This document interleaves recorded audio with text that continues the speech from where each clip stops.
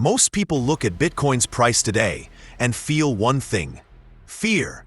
You look at that massive number, 50, 60, maybe $90,000, and you think, it's over. I missed the boat. It's for millionaires now. You think you can't afford Bitcoin because you don't have enough money to buy one whole coin. This is the single biggest psychological trap in financial history. It is called unit bias, and it is keeping you poor. You see, your brain is used to the old world. If you want to buy a house, you buy the whole house. If you buy a stock, you buy one share. Your brain tells you that owning 0.01 of something feels like failure. It feels like scraps. But Bitcoin is not a rock. It is not a house. It is pure mathematics.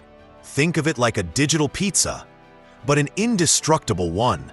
Just because you can't buy the entire pizzeria doesn't mean you can't buy a slice and get full.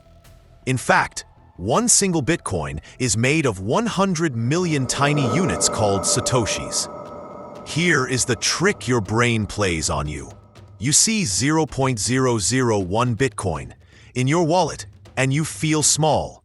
You feel late, but translate that into Satoshis and you actually own 100,000 units of the hardest money on earth. With just $50 today, you aren't buying nothing. You are securing a massive chunk of the future network. This unit bias is why beginners lose money. They look at Bitcoin, think it's too expensive, and go buy some cheap scam coin. Just because it costs a fraction of a penny. They want to own millions of something worthless, rather than a fraction of something priceless. They prioritize quantity over quality, and they go to zero. Stop looking at the price of one coin. In the future, almost nobody will own a whole Bitcoin. The train hasn't left. It just got smaller. Don't let your ego stop you.